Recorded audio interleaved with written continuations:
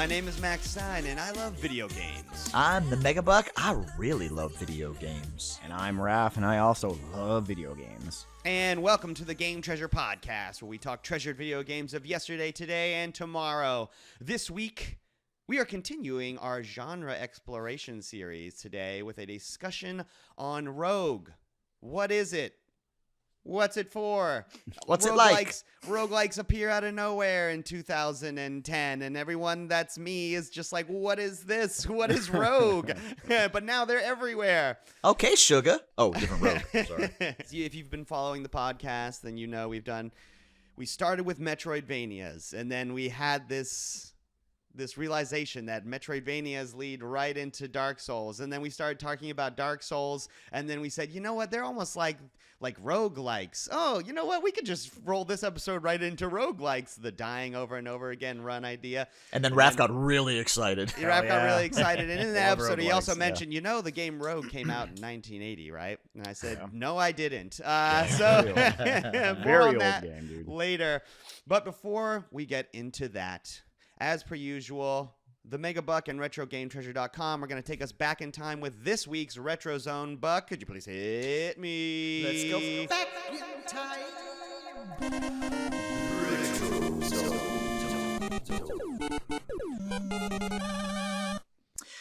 I'm bringing a game for a beautiful console because I have a segue into a very serious story.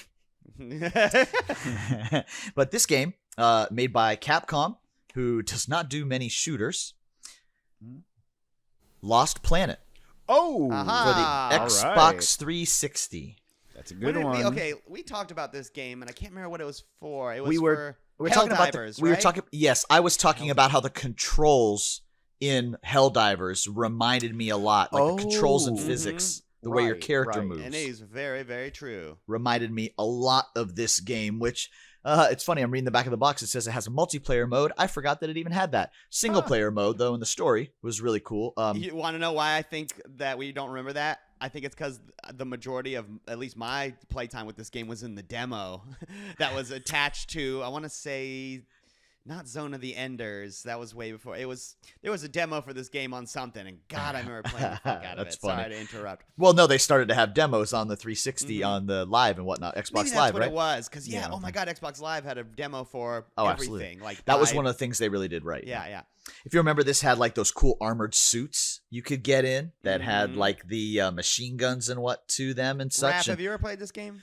A little bit. I've seen people play it, and I think I played it years ago. This one has like a mechanic where like you're on. It's like a snow planet, isn't Yeah, it? And, like the whole- weather can. It's actually can, like, hurt extreme you, too. conditions is the subscript of the title. I see. Okay. All right. I think I remember this game. Yes. It's funny because you battle hordes of Acrid, which are just the aliens from Starship Troopers, which are just the aliens in Helldivers. Yeah. Shout out to Starship Trooper and Paul Verhoeven, RoboCop. What's good? Such a good At the game. end of the day, they're just Tyranids, right? Oh my gosh! And Right. look what's inside this here. Oh, it's a trial for Xbox Live. Oh wow. Wow. I bring a 360 game to the table today because the news is abuzz of the fact that the Xbox 360 live servers and game servers purchasing store is going offline later this year. Do you This know is- what the timetable on that? I did not get a date It's out okay. of You that don't have because to worry everybody. about it, but This is important for us gamers in a lot of ways, guys. I mean, first of all, it has been 19 years since they launched this service of Xbox Live and this storefront for us to buy games on here. wow. But I know, right? Almost 2 decades. Shit. It's yeah, you old dog. Yeah, dog. They're shutting this service down later this year. That means that while you can purchase some games now, as soon as that hard drive dies on your 360, you can never play them again. Wow. There's about 60 titles that are digital only, which you'll never play again. But I bring it up because of the way our service works as well too. This happening has single-handedly made the price of Xbox 360 games jump almost 15% in the last 2 months. Crazy. Oh, wow. And so all of those I mean, all of those pretty big titles like Fallout, Fable. Oh wow, Fable. Wow. Right? I don't want to get too much into how the sausage is made, but that kind of affects Retro Game Treasure in a way that if the games are more expensive, it's harder for him to cram as many games into that box for you because they are of higher, MSRP. Yep. So, man, what a bummer.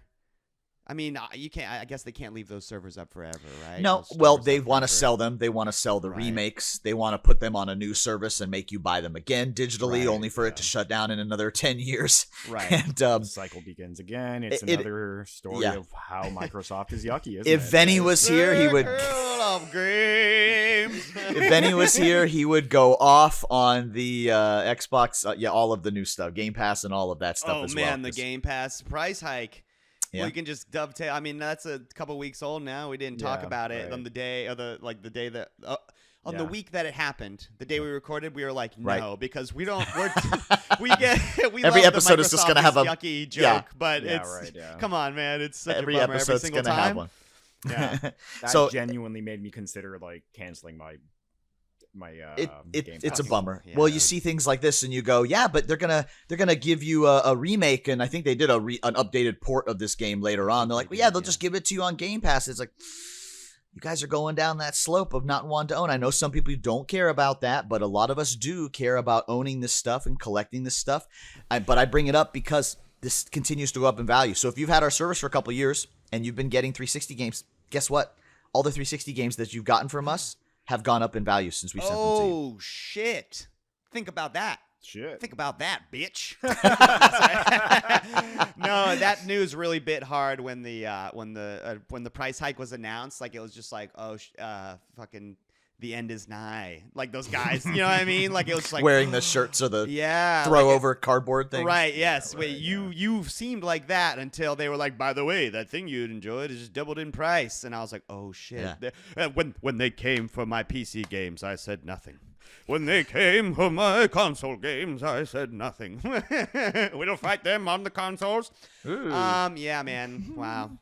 Well, So the Wii and Wii U shops have already shut down. Right. Yeah. The Yeah, I 360 remember. shop Mhm. is shutting down. How much further behind is the PS3 shop? mm, Right. As you have to have the newer console. You'd have to have a PS4 or a PS5 to get those.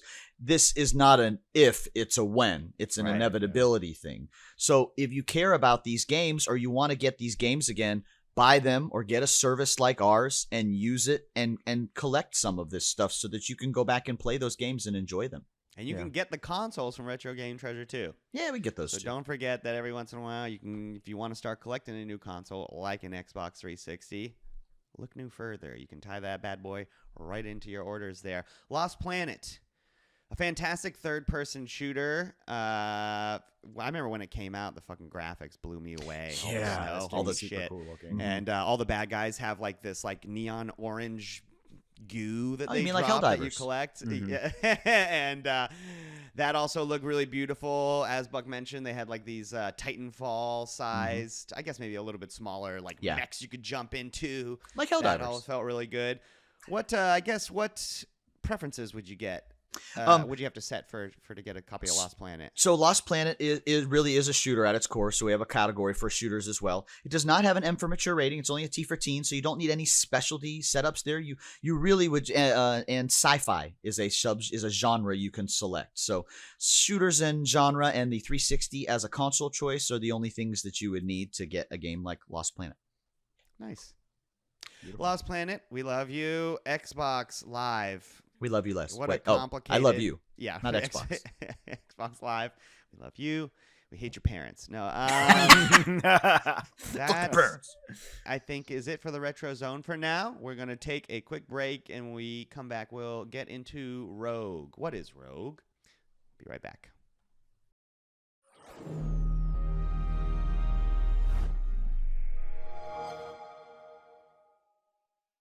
Okay, we're back, and we're here to talk about Rogue, roguelites, roguelikes, rogue tykes. No, Roguelike lights. roguelike likes is not a thing I made up. That's a That's thing a real that people thing, do yeah. say. Yeah, Instead of roguelite. Anyhow, This is a weird category. Yeah. it yeah, is. this is a game genre that isn't new. I guess I found out is not really new, but it was new to me. I didn't start hearing about roguelikes until we had talked about it before. Until games like Spelunky. Right. And that was a lot of people, way that's their after the introduction. game Rogue and some of its spawn had already been created. So when we started talking about this subject, like Buck said, Raph got really excited. So Yeah, dude. that's like his because favorite. Raph Yeah. knows a lot about Rogue and some of those early, like I said, the progenitors of this subgenre. So we cannot talk about roguelikes and roguelikes without talking about Rogue. Raph, can you explain to us Rogue and its brother sister games from You the know, 80s? to talk about Rogue, you actually have to go back a little bit before Rogue, because Rogue itself wasn't the very first roguelike, or what you'd consider a roguelike. The first one was actually a game called Beneath Apple Manor, which was released in 1978 for the Apple II and the Atari 8-bit computer. That's just, showing how old this game is. It was one of the first games that used procedural generation, which is like a staple of the genre. Using little rules to make your maps almost randomly. And it had a lot of like the earliest genre conventions, set up in this game, like going down to the bottom of a dungeon, getting the MacGuffin, and then coming back. Rogue itself came out in 1980. The two developers of both of these games actually say that they didn't know the other was developing the other. But it was developed by Michael Toy and Glenn Wichman. Yeah, no, really interesting. Yeah. But this is the first one that really set up like the conventions of the genre, as it were, throughout the 80s and 90s, which is basically this. You are a guy or a person descending into the dungeons of doom, down 27 floors to find the Amulet of Yendor and return with the Amulet of Yendor. That's it. Yendor. Yeah, Yendor. And Kiergan of the Kiergan Fjords. if you've never seen Rogue, I would think you'd be I don't. You must mention that it is an ASCII art RPG. Yeah. Right. And actually, you know what? So if you go try to watch people play Rogue, It's confusing. The concept was there. But yeah, It's a little confusing, a little strange. And actually, so getting into that, let's go from Rogue to what came out after Rogue, right? You had a game called NetHack that came out, and another one called Moria. NetHack is a wildly popular roguelike to this day. That game came out, I think, in like 1983 or something like that. And Moria came out in like 1980. Moria eventually became a game called Angband. And from then on, from then on, these two games, like this genre, split into two. You're either like a net-like or an Angband-like. Basically, the difference being NetHack is more random in its procedural generation. NetHack also, it's much easier to die. It's a little bit more obscure and obtuse in like its rules. Angband was more, you had a town. You had like a central town that you descend into dungeon floors, and you can come back. And you could sell stuff you find in the dungeons and get more items and then go deeper and deeper. Typically, NetHack, it's the Amulet of Yendor thing. You go get the MacGuffin and come back. Angband, you go down, defeat the big bad. Fun fact, Angband is one of the primary inspirations for a game called Diablo. A little game. Yeah, just a little game called Diablo. What's the name of the creator? David Brevik? Something Brevik. Yeah, David Brevik. David Brevik cites Angband as a major inspiration for Diablo. It has portal teleportation scrolls, which is something that's big in Diablo. You go back to town after diving into the dungeon. Yeah, dude. So after that, a whole bunch of roguelikes start coming out, kind of in this branch, these two branches of genre of roguelikes. Until you get to the 2010s, where you have a little game called The Binding of Isaac and another little game called Spelunky, which came out in 2013. And these games are the ones that really like changed the genre. This also sort of spawns the how do you say this, the fork of roguelikes? Yes. And roguelites. Lights, yes. So the difference. Okay. The long and short of it is easier to explain roguelites first. A roguelite is a game that just borrows a mechanical aspect from the game Rogue. A couple of different It could mechanical just be aspects. one aspect or a couple, and that is enough to where someone could call something Right. a rogue light. Yeah. But calling something a rogue like, It's a little difficult. them's internet Yeah. fighting words sometimes. It is a point of contention because it of is. something called the Berlin interpretation of roguelikes. This is so Yeah. funny. Okay, Yes, so yes. listen, I'm doing research. I'm already confused. I'm doing Yes. research to try to figure out what's good with what is a roguelike versus a roguelite, and I stumble upon this thing, and Raph also knows about this thing. This is so hilarious. So, love for this NetHack and all these ASCII art role playing games that are like Rogue is like it birthed on the internet on Netscape. So eventually there is a group that forms on the internet that is the International like Roguelike Development Conference. Yeah. It's a group of people Yes. that hold a Oh my conference. gosh. It To is a full-on basically- hobby in and of itself. Yeah. They in 2008 they hold a conference in which a bunch of dudes basically set core values to what makes a game roguelike. There's 13 of them. I have them right in front of me if you Specifically, want they them. have they have 9 high value factors right. and then Yeah. several low value factors. So that is to say the high value factors are things that your game must have in order to be considered a roguelike. And then to a lesser extent, you must also have these low value factors. So if you have them all in front of you, Raph, you may go ahead and list these. Yep. The- I want to like just preface this by saying that I think that the Berlin interpretation is a little bit too rigid. I think that the genre has grown quite a bit since it started, and it's become a very diverse sort of genre. But let's dive into it. He wants more of a Berlin-like Yeah. list, not a Right. Berlin-like I think that's what list. he's just saying. Yeah. It's too stiff. It's too stiff. This you one's know? the stiff Like, one because the other right. one, the whole genre is everything else. For me, this is what you define. Like, it's only really useful discussing it historically or talking about like, traditional roguelikes. But these are 1, random environments, right? 2, permadeath. 3, it's turn-based. When you move, the world moves with you. It's grid-based, which is the next one. Basically, everything moves in a grid pattern and everything fits in a single grid, no matter the size of the monster or the size of the person. Precisely. The next one is that it's non-modal, which is a little confusing, but basically movement, battle, and any other actions that you take, like drinking potions, throwing items, jumping over things, they all take place in the same mode. There's no separate battle screen or anything like that. All of this happens in the same screen. And usually you have access to all of those modalities from the get of everything. Right. Exactly. Any actions that you want to take are all available right from that one game screen. Right. The next thing would be mechanical complexity.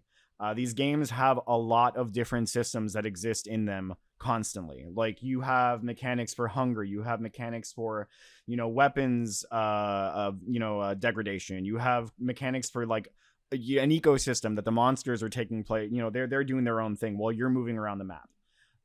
The next thing would be resource management. Basically, you have limited resources, typically food, or weapons or whatever. But the food thing is a big one. It's food and water in a lot of these games. Mm-hmm. A hack Wizard and slash needs element. food badly. Yes, wizard needs food or mana. Yeah. There's a hack and slash element to it. You're typically fighting lots and lots of enemies. Although most of these games emphasize non-combat or non-violent solutions to certain situations. There's typically a single player character that you play as. The monsters are usually similar to the player, which is one of my favorite elements of this, is that they all have kind of the same abilities that you do. They move in the same way. Some of them obviously are faster because of the type of monsters that they are, but they kind of can do a lot of the same things, take the same actions that you can. The ASCII display, which you mentioned, it's typically text-based in these old school ones. It actually, surprisingly enough, after a while, it's like that scene in The Matrix where he's like, "I can see in the numbers." Like you can see what you're looking at in The Matrix when you're looking at the numbers. Things like goblins are denoted by the letter G. A letter G means it's a goblin. A K means it's a kobold. The player is almost always the @ symbol, which I actually want to get an @ symbol tattooed on me because I love these games so much. These games always have dungeons. Obvious. And then finally, numbers are used to denote all of your stats, skills, health, and all that stuff. And usually That's the brilliant interface interpretation. is on screen. Yeah, the Particular. interface is all on screen there. Yeah. Sounds like Berlin's kind of a dick. Yeah. Berlin generally. Hi, my name's Michael Berlin. Yeah. So- Generally a little strict with their rules, aren't they? Yeah. That was a long walk, basically, to say. Yeah. So when you say rogue-like, you're saying this game is really a lot like Rogue. Yeah. Versus when you say rogue-lite, you're saying this game is kind of like Rogue. It borrows elements from Rogue. And how nerdy you are will depend on how angry you get when I Yes, say exactly. rogue-like. Mr. Berlin. Yeah. Dude, people will get real mad at you online if you mislabel these, and I think it's kind of silly, honestly. So because I personally it's all have never about fun, played you know? Rogue. Have you ever physically actually played Rogue, Raph? Is it fun? I've played Rogue, I've played NetHack, and I've played Angband. It's okay. Rogue is a little old and dated. Personally, my favorite version of that game, there's two of them, is Brogue, which is B-Rogue. It's like a B branch of Brogue. Okay. Very cool game. And then there's one that you can actually get on your phone, which is like one of my favorite games to just play idly, called Pixel Dungeon. You've probably heard of Shattered Pixel Dungeon or its various variants. There's one on Steam now. But that's a really fun one that you could just play. It's a free one. You can play on your phone, and it's fun as hell. I feel like the biggest mechanic that they took from these is just the permadeath aspect. And the random generation. Those two things for me are like the things that make The Rogue light. Like, yeah, the permadeath and the random generation. That's what really, in my opinion, what makes these games fun. Like, it's like every time I boot into a game of any one of these games, it's a different experience every time. That's fun as hell.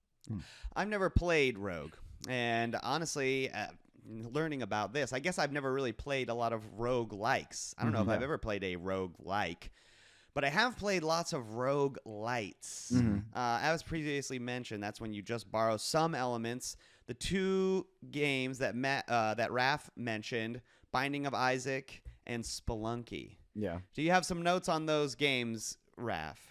Honestly, not a lot. I've played The Binding of Isaac. I've never played Spelunky myself, but I know The Binding of Isaac introduced, like a lot of these roguelites, like really the thing they introduce is like these different genre elements from other genres. You know, Spelunky, I don't know much about Spelunky. I guess it's kind of like Dig Dug, where you're like kind of digging down. Yeah, you know? Spelunky 2008 comes out in like a free open source format, and it is a platformer from side perspective, and you're a little guy digging, and basically it's procedurally generated holes. The objective is to get to the bottom, like in Rogue, but the difference being it's not turn-based. It's an action platformer where you're moving around. There's snakes and monsters and all sorts of shit in the dungeon with you. The monsters do not have the same capabilities as you. They have all sorts of differences. There's bats and fucking yetis and all sorts of shit you have to fight. There's little stores along the way while you're diving through the caves where you can buy stuff to alter your run. When you die, you do go back to the beginning and reset yourself, so it is Rogue-esque in that way. I loved this game. Spelunky 2 was a huge hit, a lot bigger hit than Spelunky 1. But if you have the chance to go play Spelunky, that's fantastic. Binding of Isaac is a top-down Zelda-like. Buck, you're shaking your head. Have you played that? That was one of the first ones in the modern era that I played a bit, yes. And I like that one a bit more because of one of those aspects that more rogue lights bring to the table, and that is the expansion of abilities. You know, every time you die, you're unlocking and finding new moves and new items and new abilities, and then every run thereafter, you get a larger and larger repertoire that could spawn for There's you. a meta right? progression, which is good. I like meta progressions. Yeah, I think a lot of rogue lights have taken that on now. You know, Dead Cells has a similar system to it as well too. We unlock more and more weapons. And it doesn't mean you get to pick them at the beginning. It just means they're now an occurrence, right? Yeah, one of the games that I wanted to talk about on my list of roguelikes, because I just assembled a list of a couple that I enjoy, is Supergiant's Hades. That's a good one. That was one of the first action roguelikes that I really fell in love with. So if you've never played Hades, it is an isometric beat 'em up, I guess you could say. I mean, frankly the only thing you're doing is you're hack and slashing. Yeah. The roguelike elements of it are it's run based. So when you die, you go back to the beginning. The objective is to get to the bottom, much like in Rogue. The difference being or the top. The part that makes it light is, as Buck mentioned, that you get like a currency throughout your runs that you will keep. And so when you return back to your hub world, like in Diablo or in like what was the other one that you mentioned? Angband. Angband. Yeah. You can spend that currency to do something like make it to where you have more maximum health forever, like, or your guy's X weapon does X percent more damage just forever. That aspect helps me play these games as well. I'm on your side with that, Buck, because I need some sort of meta progression. Give me a little bit of something. The only game that I would say that doesn't include meta progression that I have fallen in love with, that's a roguelite. There's two. That one that I've talked about before in great length, Slay the Spire. Oh yeah, hell yeah! I'm with you on that one. Fantastic game. It is a deck building roguelike game. Every time you lose, you do have to go to the beginning. You don't get to keep anything. There's nothing that you unlock. But that game is just so addictive. Yeah. The card aspect, the buildings, all the cards and the different players is fantastic. But there's another one that I played for almost the same amount of time that is also deck builder adjacent, and that is Monster Train. Okay. Buck, have you played Monster Train? Yeah. No, but I remember you showing it to us. Dude. Bringing it to the table. All right, once. yeah. So Monster Train 2020 game developed by Shiny Shoes and published by Good Shepherd Entertainment. Monster Train is a roguelite deck builder where you lead a bunch of demons who are on a train who are attempting to escape from hell. So fun. The game itself plays very similar to Magic the Gathering mechanics wise. Like they literally have like the words like trample to explain like overkill damage and things like this. But even more so than Magic the Gathering, Buck, you might appreciate this. This game kind of reminds me more of the game Warlord. Oh, wow. Throwing it all the way back to on my desk right now. Because I just found them in the garage. Nice. Going through to clean our garage. So, that's nerds, hilarious. Heed my call. If you remember Warlord from the 2000s, this is a game that has card mechanics similar to Magic the Gathering, where you've got monsters with an attack and a defense, but instead of just being played on the battlefield, there are positions. Specifically, there are ranks, so to speak, that stack on top of one another. And so Monster Train works that same way. You have a train that you're trying to use to get out of hell. It has 3 layers, a bottom floor, a middle floor, and a top floor. And then above that is the heart of your train, which has a certain amount of health. Before the game begins, you select 2 of 5 demon clans to be your primary and your allied clans, and they're just like the colors from Magic the Gathering. Like it's literally like there's a red one, a green one, a blue one, a white one, and whatever. And they all have their own like play styles. Like the red one has cards in his deck that consume your life to do a bunch of damage really quickly, and it has like monsters that'll spawn and do a bunch of damage but then die or something like this. Whereas Richard the green, Garfield gets it. yeah, if you've played Magic the Gathering, I don't have to explain this any farther to say it's like that. But your primary clan also determines who your deck leader will be, which is kind of like in Magic the Gathering, they have the commander. Yeah. So each faction has 2 leaders to choose from whenever you pick them to be your leader. And then each of the 2 leaders has 3 different configurations of themselves that you get to mix and match as you go through your run. You should try it out, Buck. You being a diehard Magic the Gathering person, I think you would get addicted to it. And that's pretty cool. It's a really fun game. Monster Train. That's probably one of my and like you were talking about Slay the Spire, that's probably one of my favorite, let's call it like sub-genres that have blossomed out of this, and that's the deck builders, deck builder roguelites, where I mean literally now deck builder is a genre, in real board games too, and games like Ascension and Thunderstone and games like that in the board gaming world. And I feel like it has helped that card aspect carry over into other things. Like, did you ever Mac, have you ever seen the Steam World games, right? Yeah. You've ever seen Steam? You ever play Steam World Quest: Hand of Gilgamesh? No. That's like an RTS. I've only played Dig. This is a Steam World universe, full on RPG. Oh. But every character has cards and plays with cards instead of, so you have a deck and you're going to randomly get drawn the cards just like in Slay the Spire. except each one goes to a particular character, which also showed up in that Marvel Midnight Suns game. That's all deck based. Potionomics, its haggling economy is all deck based. I feel like that mechanic has come out of this spawn from the roguelite genre. And it makes sense because if you've ever played a deck builder, it works the same way. You Right. start on what you want to play. Okay, let's play. You sit down. You have no cards. Now you get cards. You know what I mean? And then when the game's over, you start over again. You say, okay, put all the cards back. Just like in a roguelike, you got to start from scratch again. So Yeah. those But it two makes it make genres, sense. yeah, they touch almost. So When it's in the adventure sense, it kind of makes sense too. Like we were talking about before, but now it's just spawned into straight card games like Balatro, right, yeah. you know, which is a Oh, roguelite, yeah. but it's just poker on psychedelic rules. And I know Venny isn't here, so he would have gushed about Balatro. plays it like every night. Buck, can you do you want to I just ranted Yeah, sure. forever. Do you want to explain Balatro in greater detail? We've talked about it before, but Yeah. we kind of never we just like it's 52 pickup with jokers. Yeah, right. Yeah. I've got some other roguelike stuff, and light stuff I want to talk about too. But I definitely Balatro is a blast. I play it a lot on the Steam Deck. It's great for portables like the Steam Deck and the Switch. Mhm. It literally just starts out as a form of poker where you're trying to make poker hands, you know, flushes, two pairs, high card, whatever else. But unlike regular poker, there's a multiple and a goal that you're trying to reach with the ante, like the amount of money that you kind of sort of win for that turn.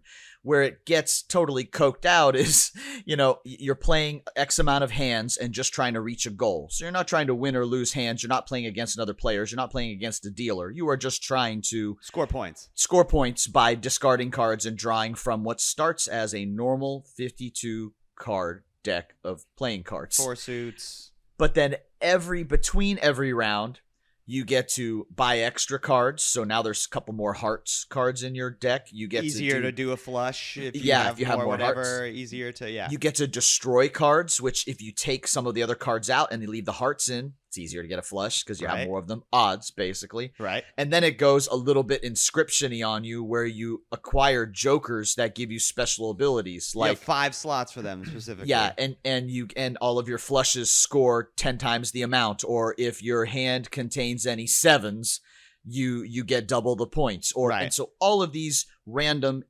translated in a roguelite nature, because every run is different.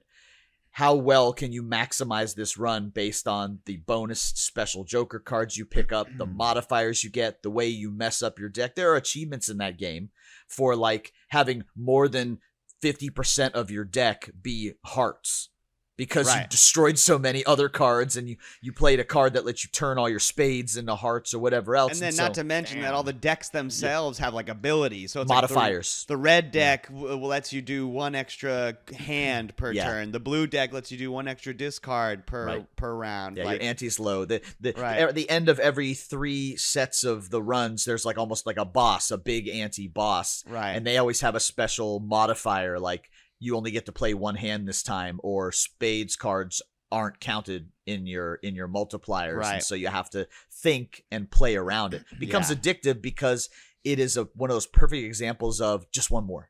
I died. Oh man, I messed. Oh, if I'd done this different, Just okay. one more run. Let's play one more. But a run takes like 20 minutes. it does. Is that, Yeah. do I have to know shit about poker to like No. enjoy this game? No, the game at the Yeah. beginning tells you all the different poker hands that exist. Okay. And the part that's hard about poker is knowing how to bet. In my opinion, the hard part is Yeah. not like, what's 2 of a kind? It's like, Yeah. you know what 2 of a kind is. The hard part is when it's like, it's your ante. You up and are you Yeah. calling? And you're like, call. It doesn't have any of call? that. I don't know. It's doesn't just have any- like, you're just trying to what build do the you best have? poker hand. You'll draw 7 cards and it'll say, can you make a poker hand out of this? And it's a baby could go like, I got 3 threes and 2 sixes. That's a full house. And then the question is, do you want to play that full house, or maybe you want to get rid of that's 5 cards I just said. You have 7 cards in your hand. You want to get rid of those other 2, see if maybe you pull them and actually you have 5 diamonds and you want to play the flush instead because that gets you Right. more points. And then like Buck said, like sometimes like I've built runs where it's just like my deck specializes in 2 pair. Right. I have this joker that gives me bonus points for 2 pair, this joker Right. that gives me multipliers for 2 pair.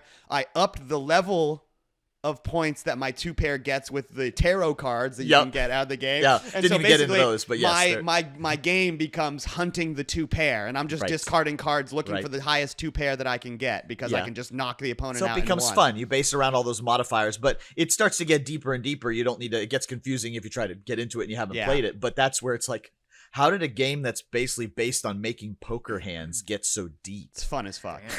Yeah. So it is a big blast on that too. Yeah.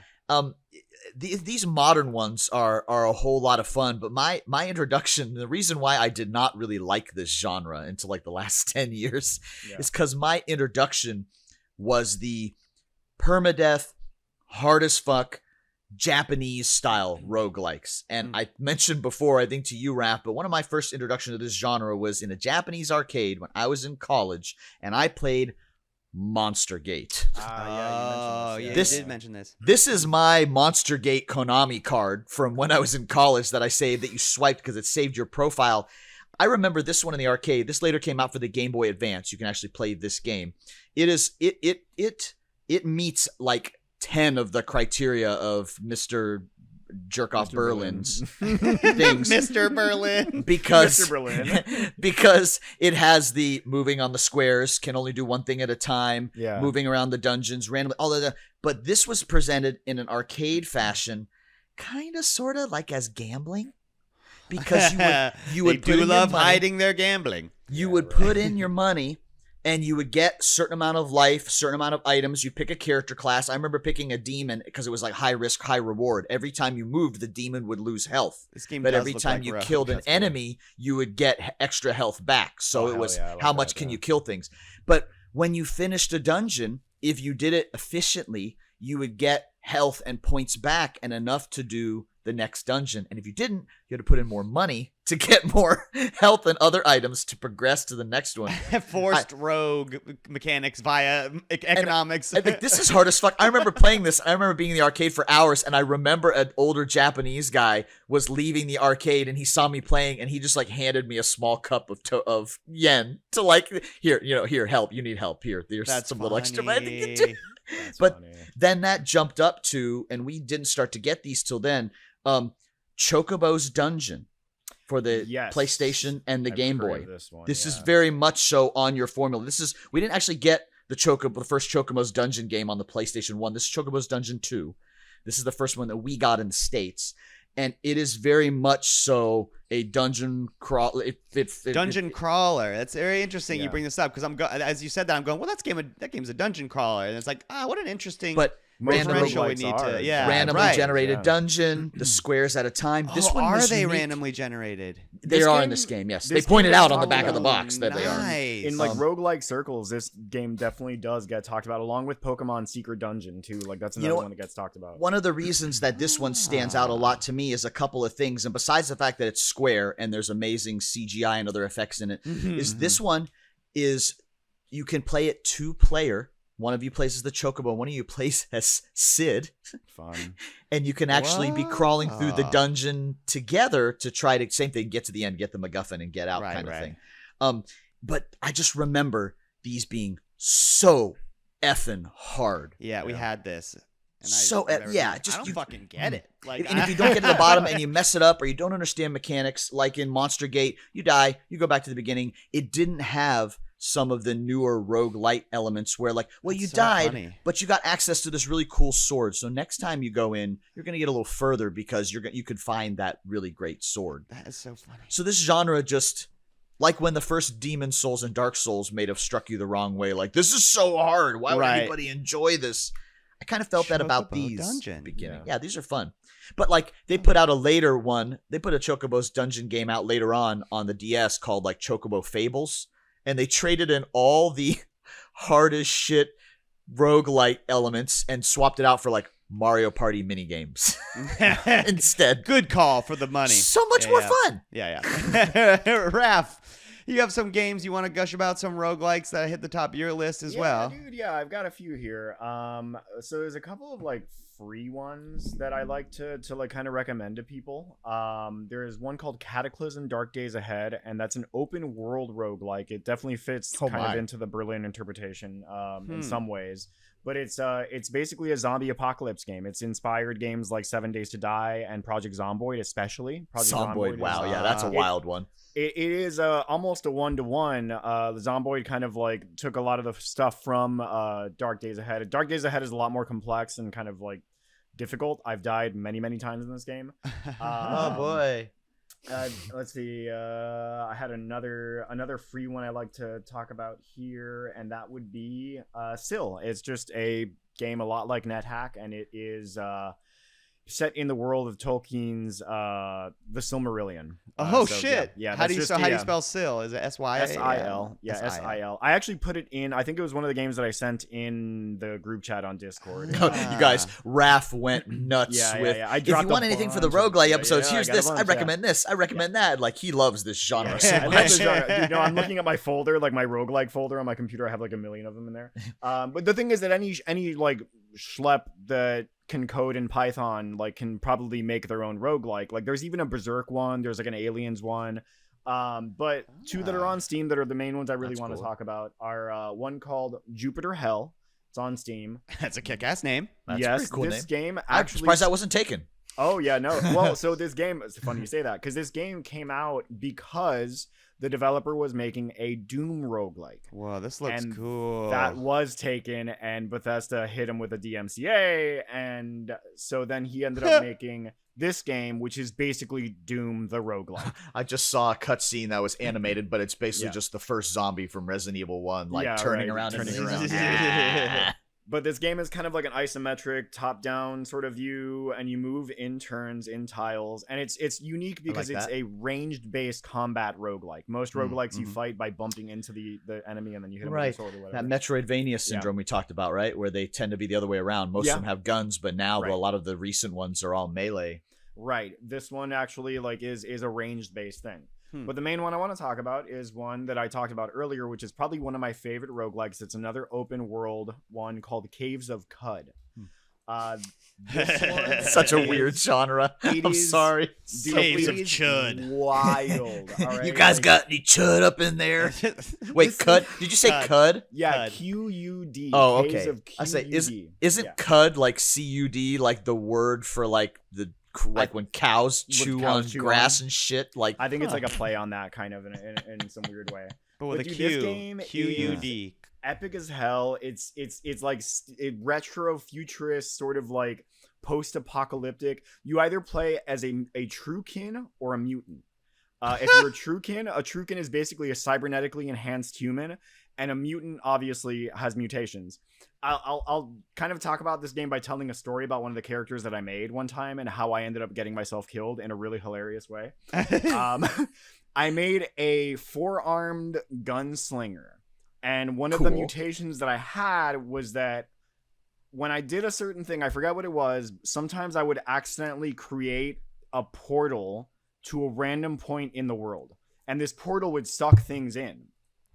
And of course I accidentally got sucked into the portal and ended up somewhere that I in some cave. I was by myself in a cave. I start walking around, and then this crazy like 6-legged creature showed up and just fucking murdered me by throwing me against a wall and some shit like that. It's because it had more appendages than you. Yeah, right. Yeah.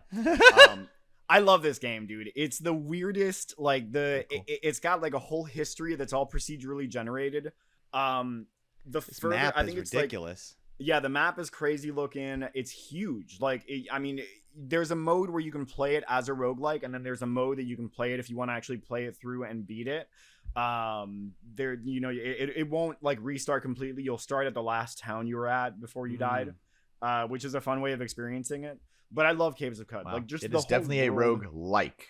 Yeah, for sure. Yeah. The graphics are cool though, because they went for like the older like, Atari style kind of graphics. Right. But little things like when doors like shake and stuff to open, like it brings that little updated indie when you kill an enemy, like it does that cool indie thing that games do now. They might have Super Nintendo graphics, but they throw that extra little bit that they couldn't have done back in the day, like like Inscription does with some of the later on spoiler areas.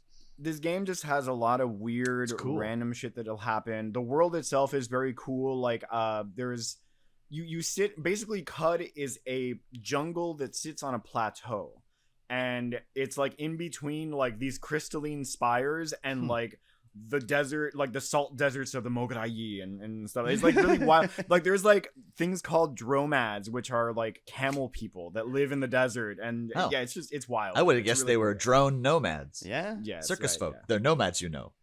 Smell like cabbage. Small hands. Dude, yeah, no, this game is fucking awesome. I highly recommend it. Caves of Cut is one of my favorite roguelikes. It's up there with Dwarf Fortress for me as far as like Dwarf Fortress itself also has a roguelike mode, which is an open world thing. Yeah. I was going to mention that because you just must have a hell of an imagination, because you were pretty good on playing the games that we had when I was younger, especially, that are fugly as hell. Yeah, dude. But if the mechanics are there, the thing is that these games are the closest thing to playing like D&D by yourself. Sure. Because you can come up with unique solutions. Like the whole we played Barony together. Barony is also a roguelike. It borrows very heavily from Rogue. You have to the appraisal system like comes directly from Rogue, which in turn comes directly from classic D&D, really. Imagination. Yeah, that's a good point. I just like using my imagination, man. I like it. Can we talk about this genre without talking about like one of the best roguelites to come out in the last 10 years, Risk of Rain 2? Oh, dude. Yeah, I still haven't played it. Oh, dude. man. We need to, Do you own a copy? I'm just going to buy you a copy. We need to play that game together. It's one of my favorite games ever. It's so much fun, dude. It is so much fun. Like, it is so much fun. The we class talked about it system. before a bit, but yeah, it's a the class 3D system was what shooter, makes right? it fun. Third person. It is 3D. The first one was a side scroller. The Right. second one is 3D.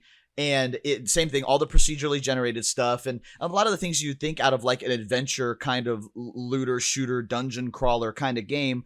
But where it shines is the class system. Yeah. You can be a guy that's a gunslinger. You can be a guy that's a plant robot, which shouldn't be a thing, but it totally is. You can be a guy that's like a beast. He's literally just like a monster kind of thing. And you unlock things as you go and do different things in the game. Like I've played this game so many times, gotten to like the final. I've never actually beaten it, which sucks. I've never actually gotten to like the.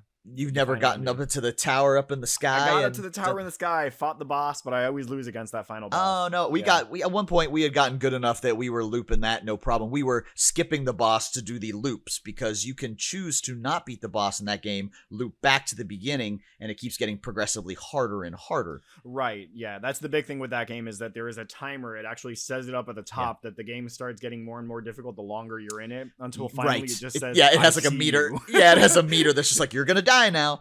But it had one of the coolest things that I enjoy, and that was like, I call them PS1 era unlocks. Like, you only start with like 4 of the characters, but there's like 10 characters by the time all the DLC came out. But they don't give them to you. It's like, well, how do you unlock that guy? Oh, you have to go to the forest level. You have to get to the mushroom at this one highest point, and you have to bring it this item. So, like, guys, I need to do a run to go unlock this character. Oh, he's already got it. I'll show you where it is. And so it had those kind of PS1 style unlocks where you had to go do special things just to unlock new characters. And the coolest thing is that there was a new DLC for that where they added the dude from Dead Cells. That's so cool. I haven't played with that yet. The dude from Dead so Cells cool. is a playable character now, So like much our playable skin in Risk of Rain 2.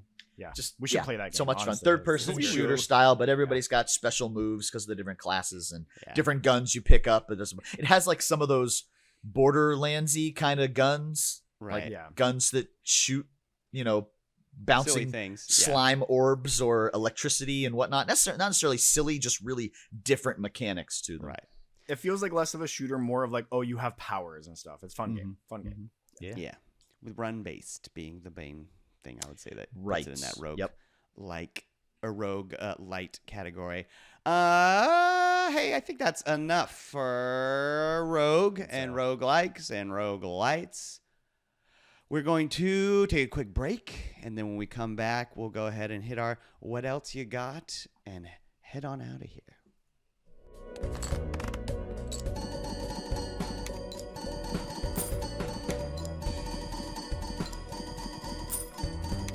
Gentlemen, I ask thou, what else thine got? King? Is that you, King? Oh. This week, I have a couple things that I could choose from. It's hard to honestly pick. First of all, I wanted to shout out the fact that earlier today, my girlfriend made me so proud when she said, can I please bring Dr. Mario to work so I can play it on the toilet?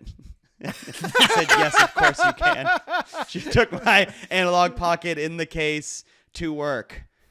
And I had such a proud boyfriend. I was like, yes. Yes. It's amazing. Boss makes $1, I make a dime. That's why I poop on company time. I played a bunch of games the past week. I played a game to get ready for this episode that I ended up not really talking about because I didn't play really enough of it. But I did dip my toe into Moonlighter. Oh, that's a good yeah. one. Oh, Really, that's a really good fun game Yeah. where you play as basically the merchant of an RPG. So instead of being the hero, you're like the guy that owns the store. You go into this dungeon at night and kill Get stuff for your monsters, shop. pull stuff back to the shop for daytime so you can sell it. Great game. So it splits the game into half. It's like half dungeon crawler, roguelike, randomly generated people with combat where you control one person, all those things that we mentioned. Very But then Zelda the other in its control Yes, style. very, yeah. the other half is shop simulator. You can upgrade your shop and get more things. You put things out. You set your own prices for the items. You catch and then you don't shoplifters. know how high or cool. low you are Yeah. until people come in and physically look at the objects, and Yeah. you'll get a response in the form of a smiley or frowny face. Basically know how off you are with the pricing. And then prices, like products come into fashion, I guess you could say. Like they become popular or they'll lose popularity. In Sometimes which you case just have to have a nicer fluctuate. display to put them on. If I buy a nicer Wild. shelf to put them in, then they'll go for more money. That's It's so like real life. cool. You have to fluctuate your pricing based off of that. So pretty fun, interesting game. And then I also got to play Neon White for the first time, Oh, nice. which is a first-person shooter card game. So it's sorry? level based, and the object of the game is to complete these levels as fast as possible. The way you get guns is that there are cards laying throughout the level that you pick up. Every gun has a primary and secondary use, and the secondary use is almost always something to do with movement. So the game is like half puzzle, half first-person shooter.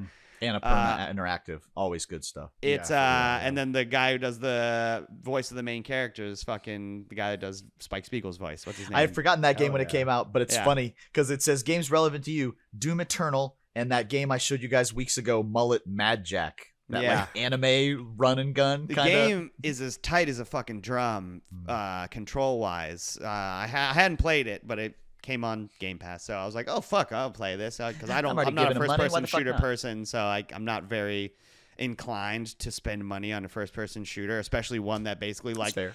try to be the best and shoot the tightest and do the hardest. And I was just like, no thanks. But if it was free, or whatever, I mean, like, I want to level up to sergeant. I'll dip my toe into playing this. And then I played it and thought to myself, I wish every first-person shooter controlled as tightly as this game.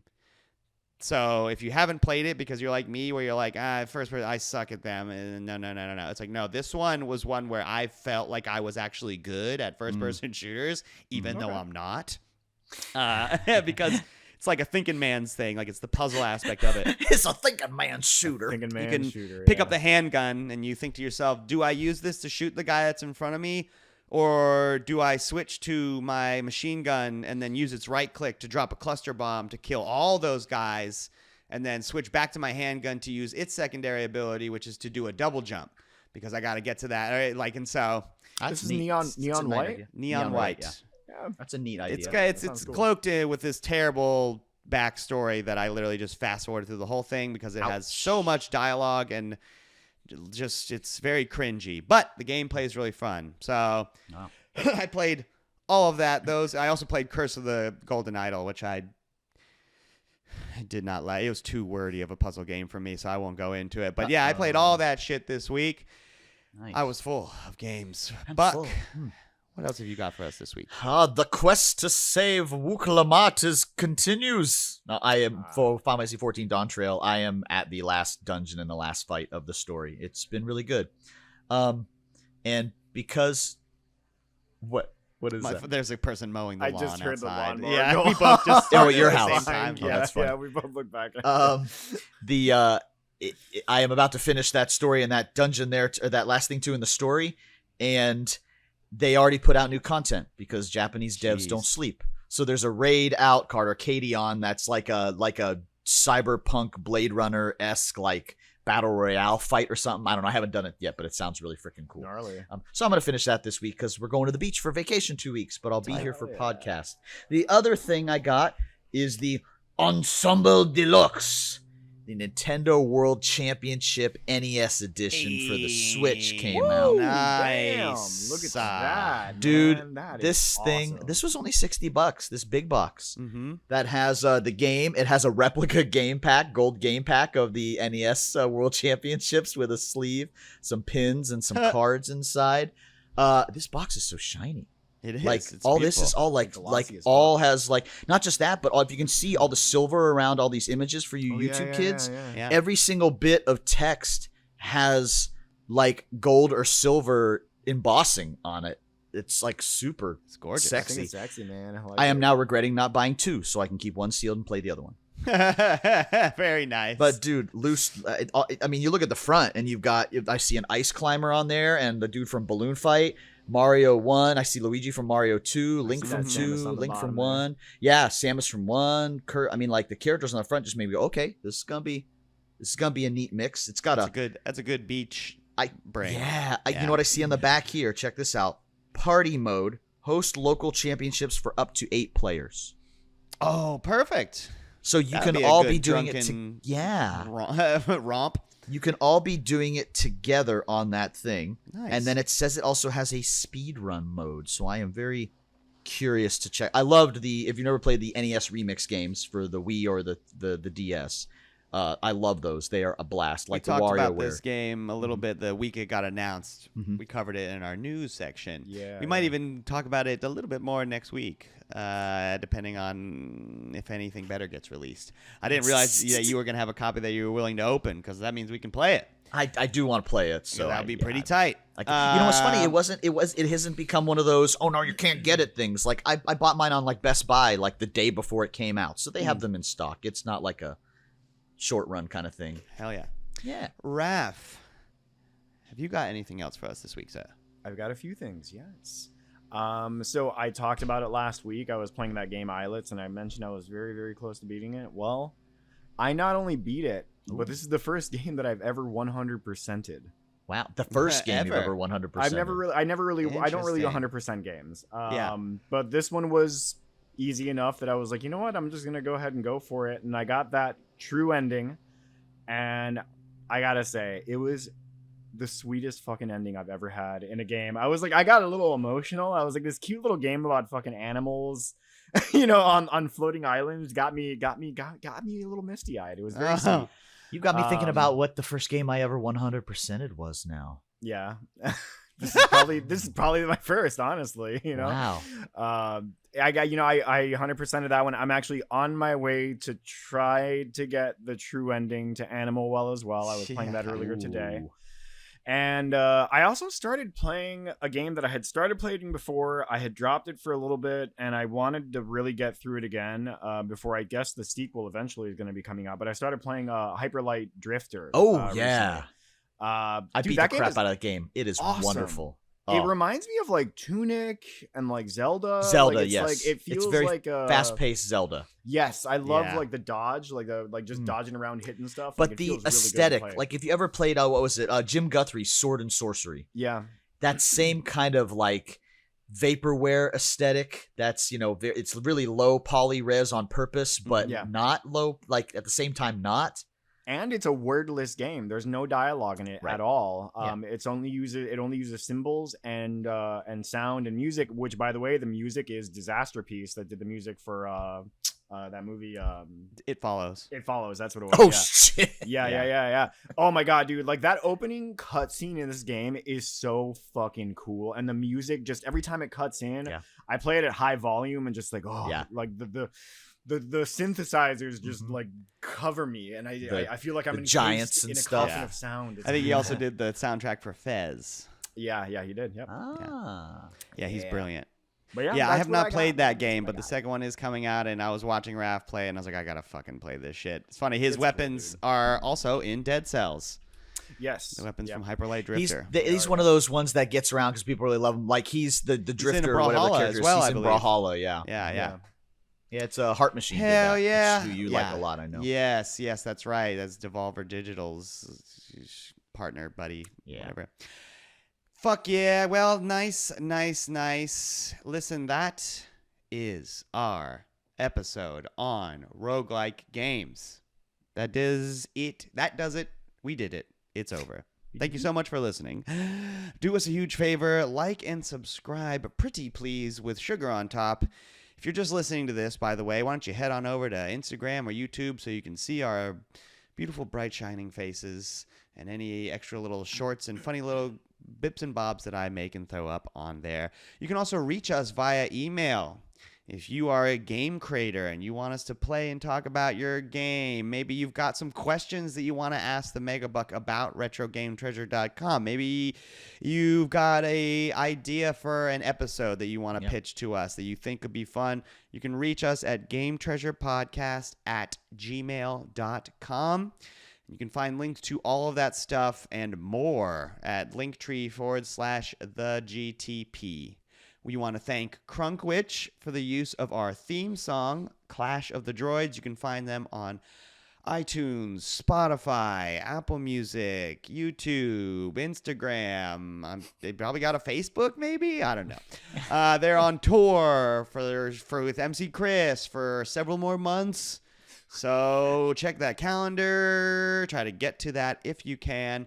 And, of course, we would like to thank RetroGameTreasure.com. Owned and operated by the Megabuck himself, Retro Game Treasure is a subscription service. That